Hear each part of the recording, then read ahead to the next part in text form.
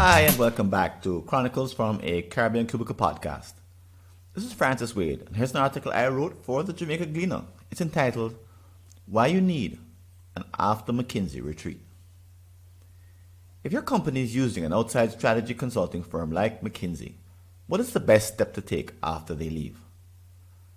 If their expensive advice is so useful, why might you still require another planning meeting? Many of the most successful companies around the world avail themselves of the research services provided by firms such as McKinsey & Company, Bain & Company, and Boston Consulting Group, BCG. Their formula is often the same. A prospective client presents them with a difficult problem. To find solutions, they assemble a team of bright MBAs who tackle the issue in an intense 3 to 4 month sprint. Working long nights and weekends, they delve into their database of past projects and proprietary data, relying on the stellar advice of their global network of experts. Compared to the internal resources of the typical client, they have an unmatched ability to bring a fire hose of assistance to a threatening blaze. However, don't believe for a second that they are providing a complete solution to your troubles. Instead, their final presentation is actually just the start. Here's why. Number one, they solve narrow problems. An outside expert isn't geared to tackle a wide range of your company's complex issues. They agree to focus on a sharp, well-defined scope, a tight problem definition that is clear to both sides. Given their brief tenure, they define problems that can actually be solved in a short time frame. Initially, it may seem strange to you, their client. The consultants appear to be trying to do less, actively resisting the temptation to do more. This sometimes leads to tensions.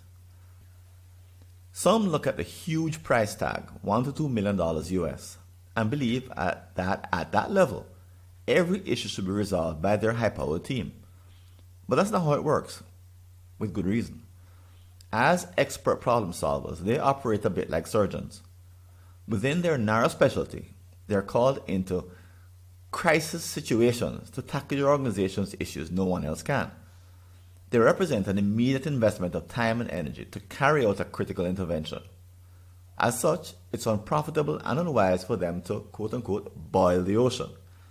Their value lies in their ability to go deep very quickly, not to understand a great deal of complexity. That's why, when their job is done, they need to walk away. They should never usurp the responsibility for the long-term health of the company. That should remain the primary job of you, the client. Likewise, the implementation of the recommendations should not be in their role. Number two, their solutions have an expiry date. An outside consultant's advice might be the best answer to a given problem, right up until the date their intervention ends. After that, all bets are off. Case in point, if COVID-19 has taught us anything, it's the fact that dramatic disruptions do take place. Imagine if, after receiving a consultant's report, a pandemic were to break out. The unfortunate timing could render the content meaningless. This is why it's critical for clients to act on specific advice immediately, never allowing it to languish. Does this mean that they should rush to implement the suggestions without question? Number three, outside experts aren't your company's primary strategist. Ultimately, the fact is that consultants can't understand the entirety of your business in just a few months. This means they shouldn't become your organization's chief strategist. That job remains in the executive team led by the CEO. Whether their recommendations confirm, deny, or augment prior wisdom, your senior managers should consciously incorporate them into their thinking. But there's a caveat. Not every recommendation they made is worth pursuing. Why? They simply cannot take into account all the factors necessary to lead your business into the future. As such, the chances of their report being completely correct are low, especially in the areas in which they tend to be weak: cultural differences, human resources, and change management. While their technical analysis might be on point, it won't be perfect.